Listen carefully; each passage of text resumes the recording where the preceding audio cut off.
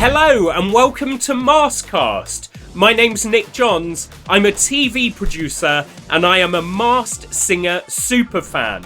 MASKCAST is the place to come for all your MASKCAST news, reviews and clues. I've got an absolutely brilliant show for you today. I'm going to be joined by Creative Director of Bandicoot, that's Dan Nettleton, as he spills the tea on all the Masked Singer secrets. My mate Dippy Egg is back to have a crack at Mastermind.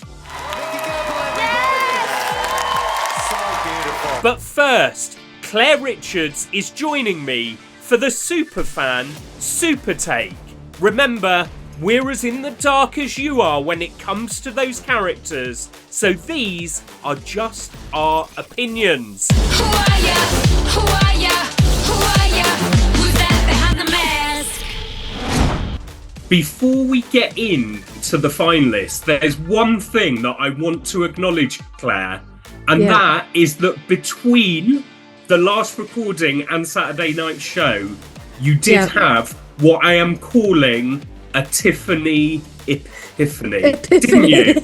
You had an epiphany. You did. You actually got in touch to say that you took it all back and that you were going all in on Tiffany. I did, because it was really bugging me, really bugging me. So I thought, right, I sat down one afternoon and I rewatched the performance. I went through all the clues and then I went through Google and I was matching up all the clues and I was like, yep, okay, it's 100% Tiffany. This is the kind of detective work that has secured your slot on MASKCAST. There's nothing more satisfying when you start to go, oh yeah, okay, so that's that and that's that, and he did a cover of that song, and they're the original people of that song, and it all just became very clear. It's American singer Tiffany. Jonathan. I was so close. Oh my God, I was this close. Claire, the final is in sight. So Saturday night is the big final. Yeah. We've got those three super characters left. We've got Cricket left, we've got Bigfoot left, and we've got Piranha left. Okay. I think we should start with the phenomenal vocals of Cricket. Hi Maskcast, it's Derek from Gloucestershire, ringing in with a guest now for Cricket. Now, I think it's an American, and today he talked about justice again, talked about that, and Marvel characters came into my mind, sort of legends. And then he talked about not being the runner-up, and what do people run on? Their legs, the end of their legs, legend. I think it's John Legend. There. Do you like that? Hiya, it's Olivia from Hertfordshire. I love Cricket. I can't decide if he's Lamar or Simon Webb from Blue. Cricket for the win! Are we throwing in John Legend just days before the final? Well, no, because don't you remember a few weeks ago I did say that there is a tone of John Legend to Lamar's voice? Absolutely. And so I get it, and there is and some bits I kind of think, oh, that does sound a bit like John Legend, but I think Lamar probably does. They've just got a very similar tone to their voice. Yes. The other one that really made me laugh, Olivia, who got in touch, can't decide if it's Lamar or Simon Webb. And I think that sort of sums up where we all find ourselves. But what I did want to talk about was the Truth Juice clue from Saturday night. Yeah. And that is that he's won a Brit Award. Yeah. So I did do a little bit of Wikipedia searching. I mean, Lamar won Brit Awards in 2004 and 2006. Yep. Simon Webb won Brit Awards 2002 and 2003. Right. And the only other name that has come up before, Seal was the first person to win 3 Brit Awards in one night, all the way back in 1992. I think the only person that we can discount is David Grant, whose name has come up before. Yep. David Grant's got an MBE, but no Brit Awards. I still feel incredibly confident that it's Lamar. You're going with Lamar? Yeah, I have to, because I've done this before, and at the last minute I've gone, maybe that person. I've allowed myself to get swayed, and then it's ended up being the person I said all along. So I'm 100% sticking with Lamar. I'm sure it's him. Right, you're in for Lamar. I'm going to call it a Simon Webb. I'm going to call it a Simon Webb. You've got the S Webb clue. There was the gold. There was gold dust. I think we've had a Strictly reference. All Rise. There have been quite a few ways that we've been able to make that fit. That could be justice as well. That could be justice. That could be justice. I can't cope. And if there is any justice in this world, it will be Lamar. I think we'll leave it there. Claire's saying Lamar. I'm going with Simon Webb. We will find out on Saturday night which of us is right. Let's move on to the brilliant Bigfoot. It's Chris. I'm with Duncan. And I think the orange guy could be Mickey Flanagan. I'm not really sure why, but he's got a really close eyes and long hair. And he sounds like he could be from London. So I'm going for Mickey Flanagan. Yes. Mickey Flanagan. And Duncan has said, I'm bob on for this. It's Derek from Gloucestershire ringing in. I listened to all the clues. They talked about grilling, and the panel seemed to think that might be a journalist. But I thought maybe go down the cooking route. Then they talked about a detective, and I thought it could be Tim Lovejoy, because Lovejoy, the surname, was like a detective as well, and it does sound like him. Could Bigfoot be Tim Lovejoy? Hi, it's Esther from Tring. I want Bigfoot to win. I loved it when he did Moana. Is it Joe Wicks in there? Because he keeps jumping around. Is it Joe? Do you know? I'm gonna tell you this, Esther. In week 1, we were saying that Bigfoot was Joe Wicks. We have come full circle. Right. If we're back there again, we started by saying that we thought Bigfoot was Joe Wicks. He does have a lot of energy. Yeah, he does. I don't. Joe Wicks lives up the road from me. I see him around the park. Does he? Yeah. Does he? Yeah. Have you ever seen him leaving his house in a "Don't Speak to Me" hoodie and a visor? I haven't. That is the question. I haven't. Well, maybe that means we could rule him out. And I do think, and it is a name that has been mentioned, but not by the Maskcasters, but I think it is Alex Brooker. I don't, again, the clues for me, because I don't really know much about him, so I've not been able to kind of link anything. There was something that alluded to him being a sports presenter on Saturday, and he is a sports presenter. He does the Paralympics and stuff, right? It just sounds like him.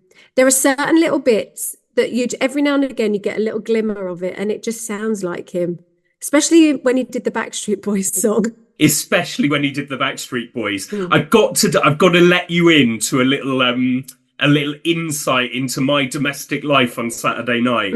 There was a clue in Bigfoot's clue package that said reward £42,250. Yep, I wrote that. If you find Bigfoot. Yep. I was trying to make it work, and my husband leapt up and was like, I've got it. And Alex Brooker appeared on The Chase this year, and he won for charity £42,250. There you go. And we were both leaping up and down, literally like we cracked a case. Like genuinely, like of all those clues that have been like drifting, I was like, I just feel like we've made a link there that surely I couldn't find another. There was a 25,000 one as well. Is he one? Is that? There was 25,000. We'll do it live. Yeah, we'll do it live. Alex Brooker, 25,000. Oh God, this is tense. Here we go. Alex Brooker's appeared on The Chase twice. Right. And one time he won 42,250. Yeah. No word of a lie. Guess how much he won the second time? 25,000. Which he donated to Panathlon, of which he's a charity patron.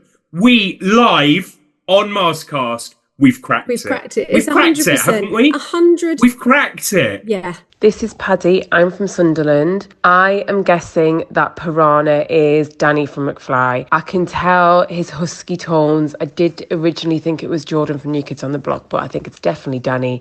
And also, when it was the week that they did the clue was the song, He did a Michael Bolton number, and Danny from McFly is from Bolton. So there you go. Hey MASKCAST, it's Lily from Gloucestershire, and I cannot believe it's the last week of The Masked Singer. I'm pretty sure I have a good guess for Piranha. It must be Tom Grennan. He sounds exactly the same as he does live, and I can vouch for that, as I've seen him twice. He sounds exactly the same. Also, the football clues clearly lead to Soccer Aid, which we all know Tom is a massive part of. Come on, Piranha, you're my winner. Hi MASKCAST, this is Kate phoning in about Piranha. I listened last week to Claire Richards talking about how she was convinced it was Danny Jones. But for me, I just hear Jamie Cullum. He might be putting on a rocky voice to disguise his own voice, but he is super, super talented. And that Piranha can really sing. There was a clue as well, wasn't there, a few weeks ago about performing in the Royal Albert Hall, and Jamie performed there just before Christmas. I'm convinced it's Jamie Cullum. I like how Kate used your full name there. I know, Claire Richards. Just to call you out. So just to call out Claire Richards. Yeah. With her Danny Jones guess. Yeah. Does any of that make you think differently? I know, because there's no one there that I think, like, it's not Tom Grennan. It's definitely not Tom Grennan. He's much more of a gravelly voice. And I know I've said from the beginning that part of me is completely convinced it's Danny, but there is something that's not quite connecting. I think Piranha, for me, is the one that I've got the most doubt over. Yeah. I'm fairly convinced about Alex Brooker. I think Piranha could just surprise us. Like, I think Piranha could reveal themselves to be somebody that can perform like that and sing like that in a way that perhaps we hadn't realised or is unexpected.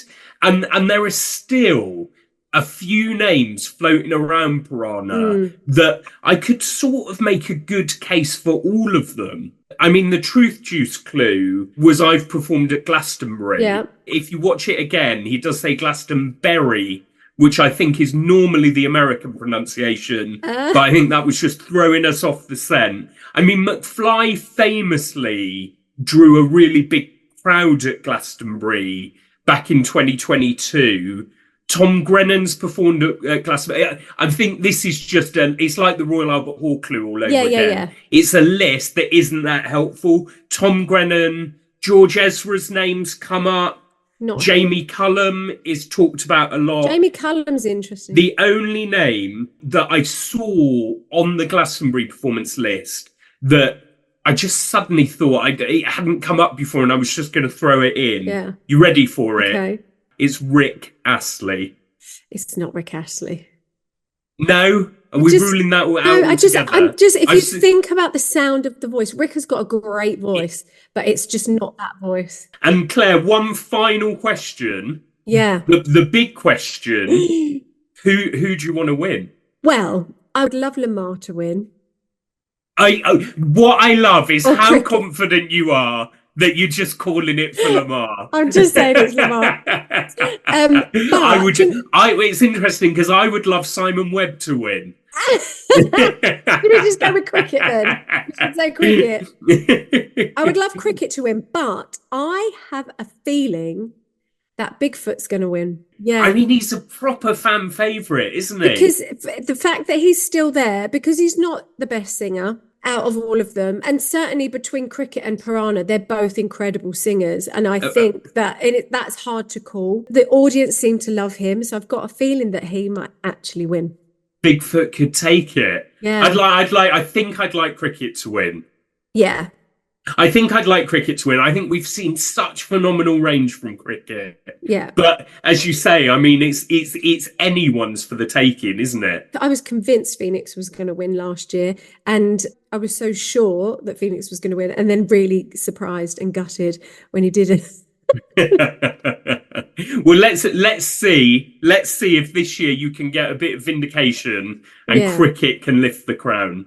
And let's see whether Lamar is underneath that mask.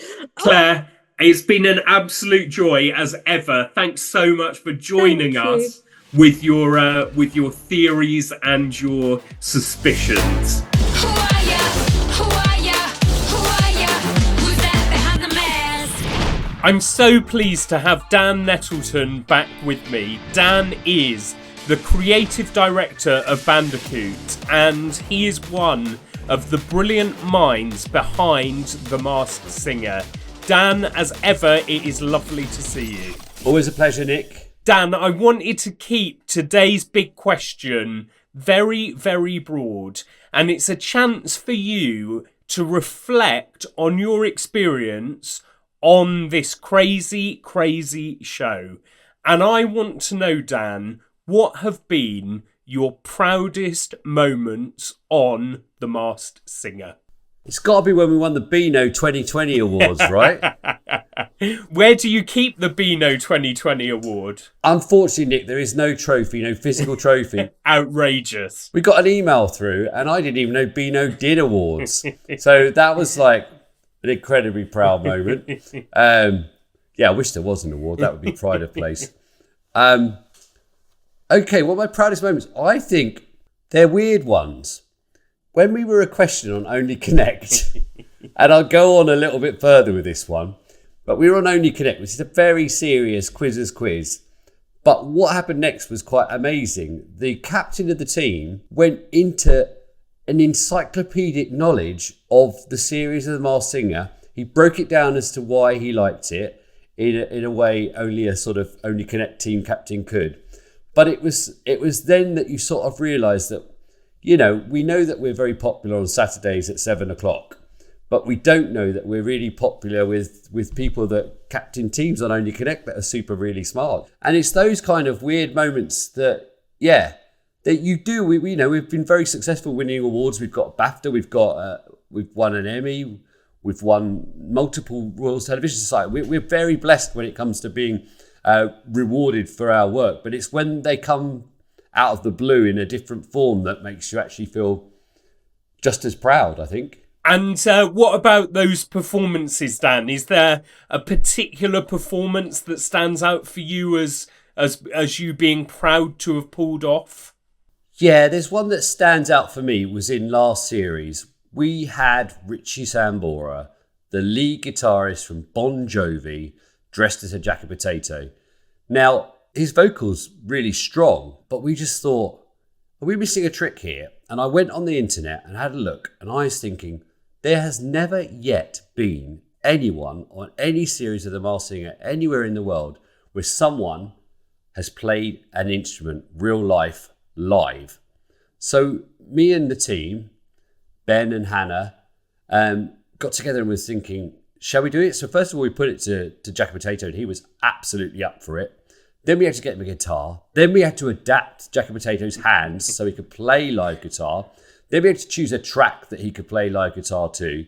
And we did this and turned this around in a very short space of time. I'm a Bon Jovi fan, so to see the lead guitarist of Bon Jovi dressed as a Jack Potato playing an amazing guitar solo to Fleetwood Mac, you know, what's not to love, right? That's got to be a moment that's going to stay with you, right? Totally. And since then, we managed to get Mylene to play piano, dressed as a bearded dragon. So I'm always up for doing different things if we can. And what about when it comes to talent on the show, Dan? Who are you most proud of having persuaded to put on one of those masks? As a kid, I would sit and record this person's show every week, learn all of the words, say them all with my friends in the playground. We had everything with the whole series in our brains, and that was Sir Lenny Henry.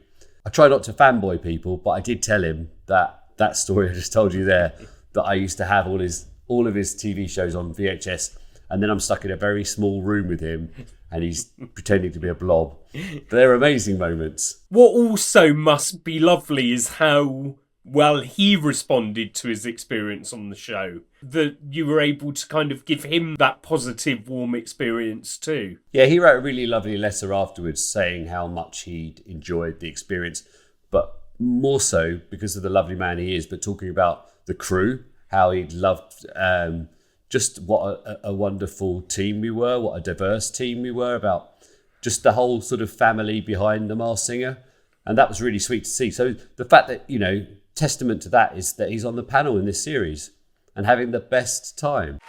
Mr. Lenny Henry, thank you so much for being here. You're amazing. I love this. Lenny Henry.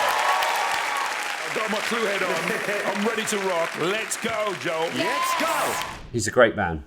I just recently saw Rat from this series, Shirley Ballas, and she made the point about how brilliant the team had been. You must be very proud of the people that you work with and what they're able to bring. We are so proud of the Masked Singer crew. They work so hard, they're so talented, but they are so warm and friendly and joyous. You know, it's not hard when you're making the most warm, friendly, joyous show on the telly, but it's really reflected backstage. So, did you enjoy yourself? I would say it's one of the best times in my life. Oh, that's so nice. I enjoyed every minute of it. It was way out of my comfort zone, and I totally loved it. I know Dan a little bit. We have worked together on a couple of occasions, and it's true to say that you are a silly man, aren't you? And that's something that you wear as a badge of honour. Yes, I am a silly man, and I've been allowed to do many silly things in my television career. So yeah, I'm very lucky that I'm paid to be silly. Does the Masked Singer, and this is a genuine question, does the Masked Singer count as the silliest you have ever been on television? I would say it probably is. Some moments where you're sitting there in the gallery or sitting at home once it's been edited going, what on earth am I watching here? What on earth has this amazing team created? And actually, if we do nothing else this episode, we're going to reclaim the word silly and we're going to encourage people to be a little bit more silly, because that's what we do on The Masked Singer, and look how brilliantly that's received. Absolutely. Who are ya? Who are ya? Who are ya? Who's that behind the mask?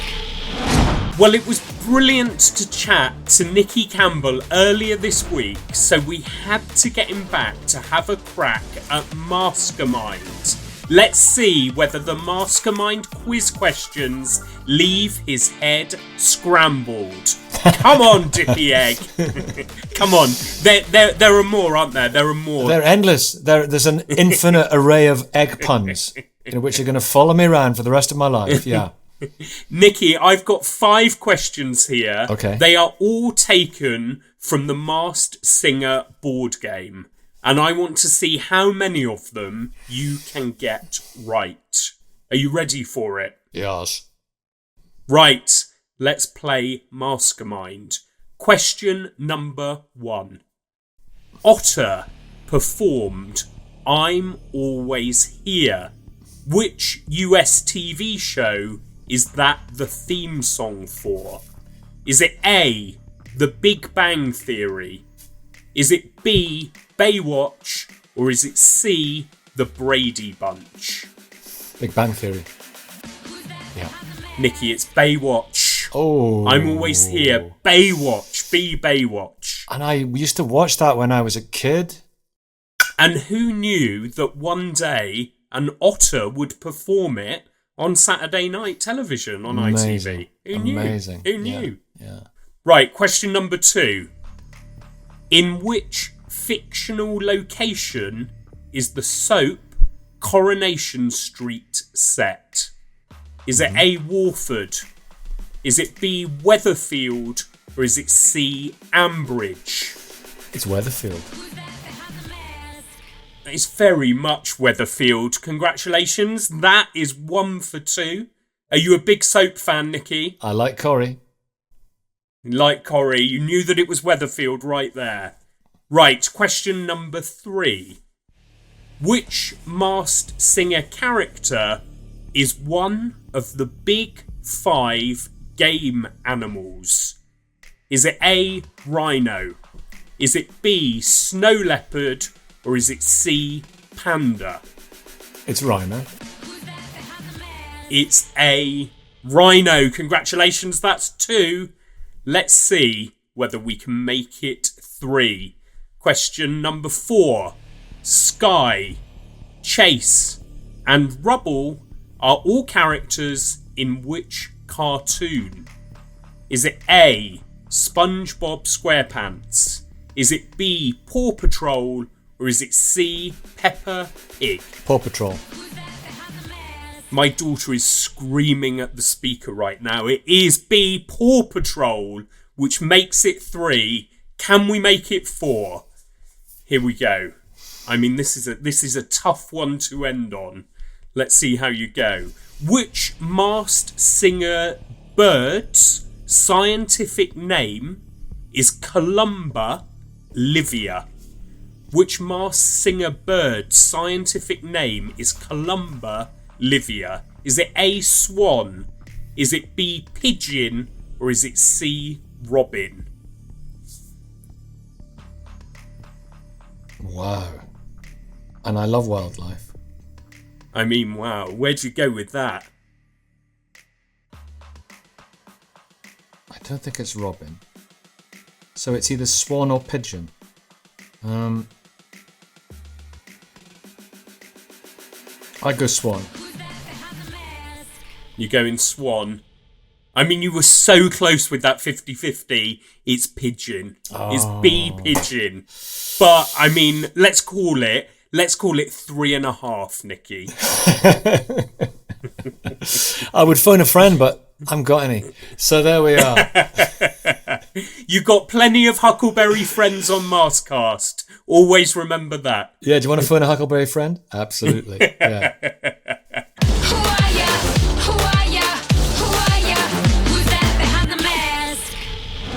As you know, Maskcasters, the Masked Singer is one big, inclusive family, and we do our best to support and include wherever we can.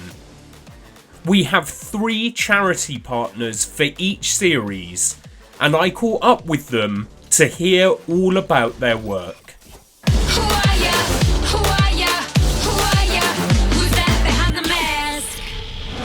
I'm absolutely delighted today to say that I'm joined by Rob Stringer from Hector's House, who's going to talk to us about the work that they do.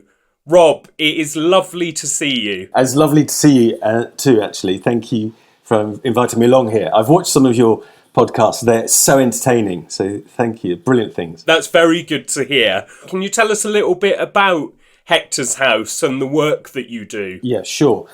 So Hector's House was formed formed as a charity in 2016. Formally, but had been a signposting page and website from about 2013. Hector, our son, took his life in 2011. And we had people either running away from us because they didn't know how to talk to us about what had happened, or coming and telling us all of their problems and issues and asking for assistance. So we put together a signposting page which had now mainstream charities on there, such as Calm and Papyrus, Mind, Samaritans, etc. And then very slowly grew into more, and then the charity was formed in 2016, and we provide education, awareness and support. That's our strapline, to talk about suicide, to try and break the stigma of talking about mental health and how we're feeling, to then provide support where people need it, through education, but raising awareness, and also then actually where people need access to specific therapies and support, then they're here to guide them and help them through that.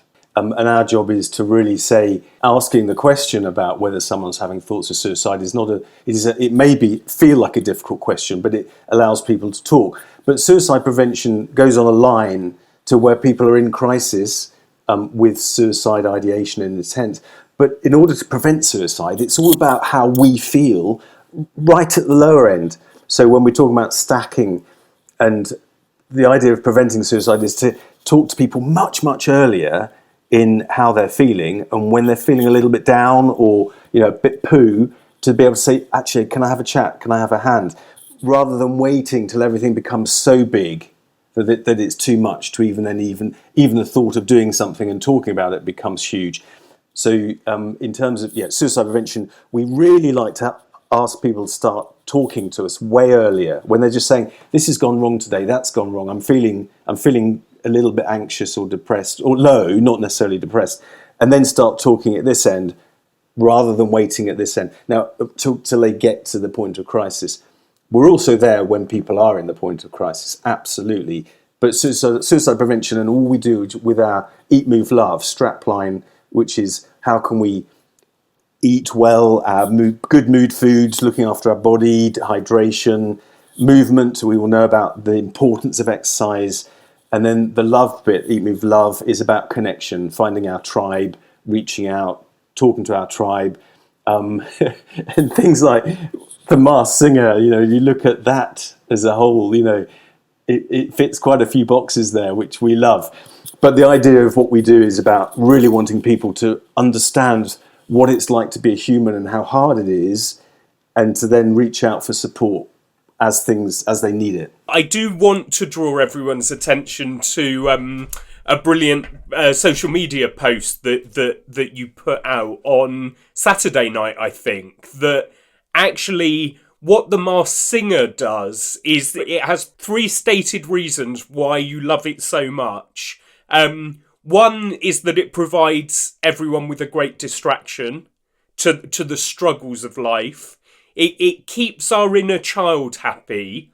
And of course, the third one is that we've chosen to partner up with you as a charity partner. But I think just to observe on those first 2 points, they're right, aren't they? That actually that's where the crossover is in the work that you do. That actually pure entertainment projects are actually a source of both joyful entertainment but also connection with each other. Yeah, it's a bit like a water cooler moment as well, isn't it? So we've always watched as a family. We've always been interested in the Masked Singer because we're all involved in music and theatre. We love singing, we love dance, we love colour. And the more I've watched it over the last couple of series, and specifically this series, it's understanding the idea of getting involved in something that can just take you fully immersed into it, which is a distraction technique in itself. There's no harm in it. There's nothing that's going to challenge you in terms of anything that you need to be aware of or anything that could be that could be a problem, because it's just pure fun. And there's a lot of love in it, and then there's it opens up the curiosity. So I thought I was really rubbish at guessing people, and that I had to really concentrate on the clues. And then I realised that they're no better at it than me, the panel. 100%. Belinda and I were saying this weekend that it's almost, that curiosity coming in, that you really want to know who it is, and you're absolutely wanting them to take it off and get to know who it was. It's incredible. It draws you in. That in itself, that connection is great. Then you go back and talk to people at work and say, who do you think it is? What did you think of that costume? Yes. It's a great thing of being able to be involved in something. And we've been able to link it to a really important message with Hector's House, and that's don't mask your feelings, isn't it? The idea of not hiding emotional feelings that you're holding on to yourself. Really important topic, that, because that's what we all do. We try and be stoic. We try and when someone has said, one of the biggest things is I say to you, how are you today, Nick? And you're probably, because you're busy or you're doing something, so oh, I'm fine. And often we'll say to people, can you ask twice?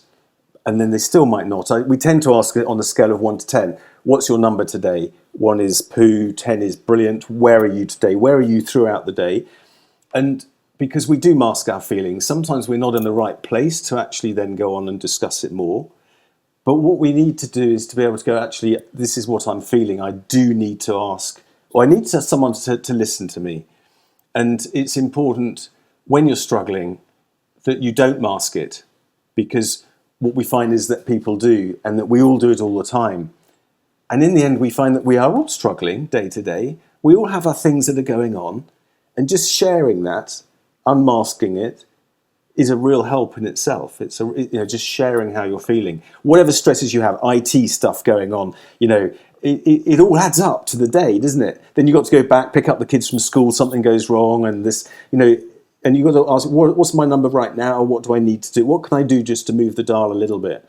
So, yeah, don't mask your feelings. And this is the thing about this line of where people are in really things are in crisis.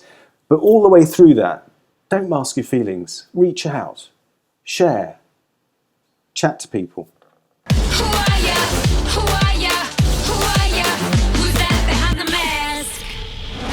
Do you mind just starting by giving us a brief introduction to the work that Quorum does? For anyone that doesn't know Quorum, what are they all about? Yeah, of course. Quorum is a children's charity. It was actually established back in 1739. But what we do today, we are a group of specialists that champion children's rights and well-being, really kind of improving lives, laws and systems to create better chances for children. Amazing, incredible work, Emma. And the Masked Singer Association came along for you this year. How did that come about? We were very kindly approached, which we felt very, very grateful for. You know, as part of our services we have an adoption agency, we have life skills within schools, so we're constantly working with thousands of children worldwide. So the partnership makes perfect sense, given that we are constantly supporting children, as the Masked Singer is doing on a weekly basis on a Saturday night. Absolutely. What have you been able to do with the Masked Singer partnership this year, Emma? So we've done a couple of things. We've done a few internal competitions, you know, taking some of our leadership team and putting masks over their faces and getting people to try and guess who it is, which has been great fun. Perfect. We also went into one of our schools that we do reading support with, do one-to-one reading support with. And we took in lots of arts and crafts and we got them to create their favourite mask. And I've got a couple I really want to see them. I really want to see them. Go on, show us what you've got. Okay, so the ones that were made by the children, they got to take home. So these, I need to confess, these are partly mine and partly my own children. Before I say how talented kids are, you've just given me the proviso that some of these are yours. I think we could play a fun little game. Which is yours and which belongs to your children?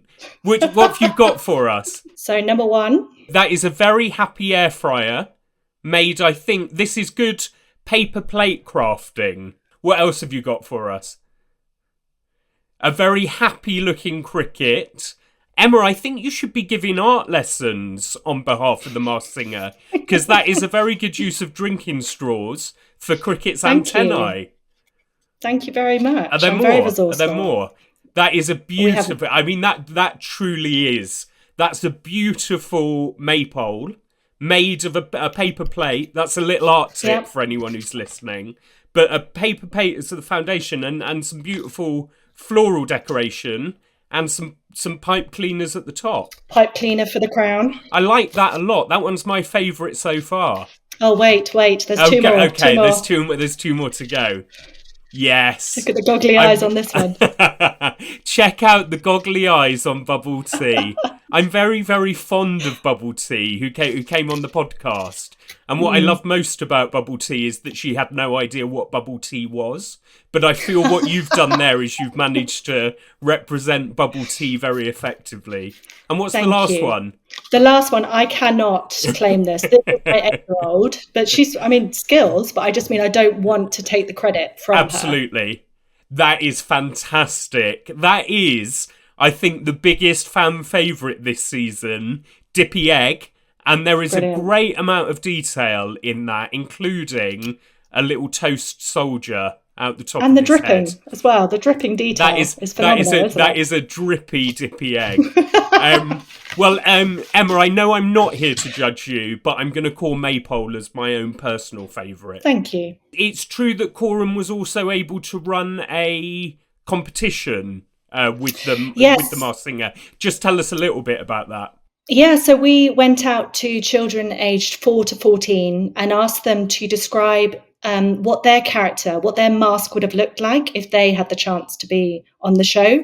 You know, really kind of thinking about what are their skills, what are their interests, what are their hidden depths. And we had some phenomenal submissions. We've shortlisted them down, and then we've got our final 3 judges, which we're very grateful.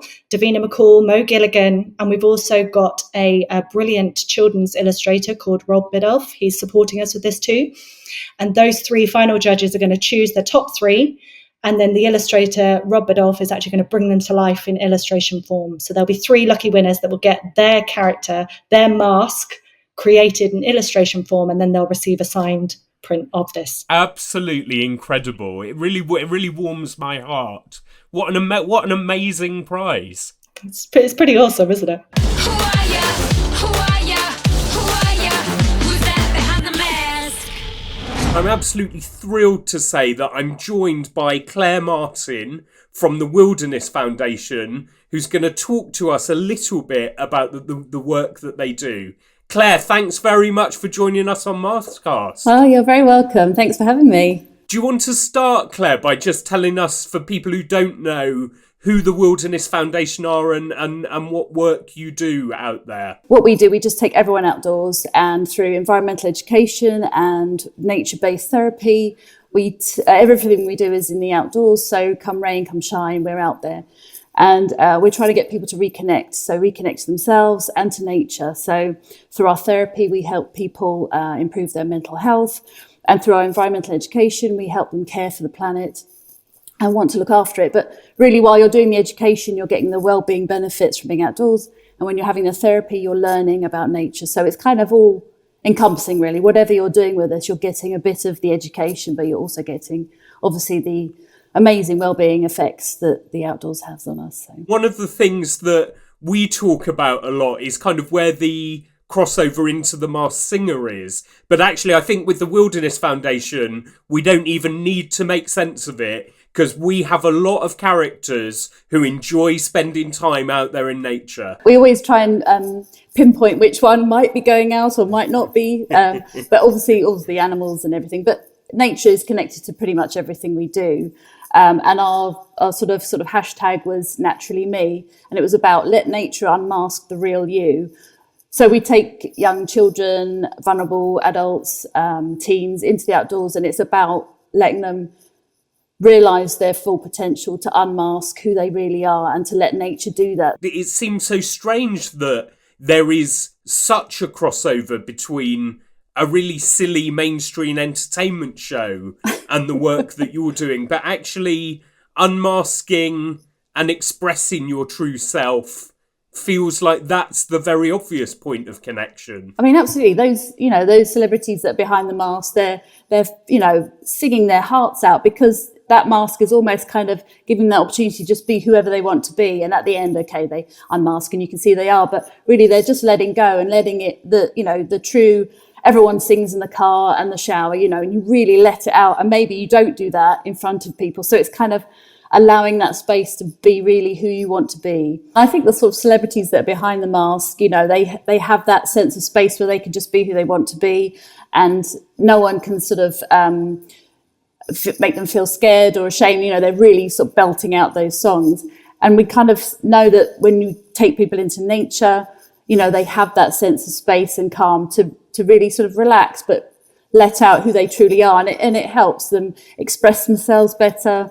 And we always tell our people outdoors, there's no rules, just have fun, just, be yourself, just really go for it, and people screaming around in the woods, having a great time. But that's what you want. And I think, the celebrities behind the mask, they're really going for it because there's nothing to lose. Everyone's enjoying it. Everyone's having a great time. And so, yeah, I think very much there's sort of a synergy to the both, really.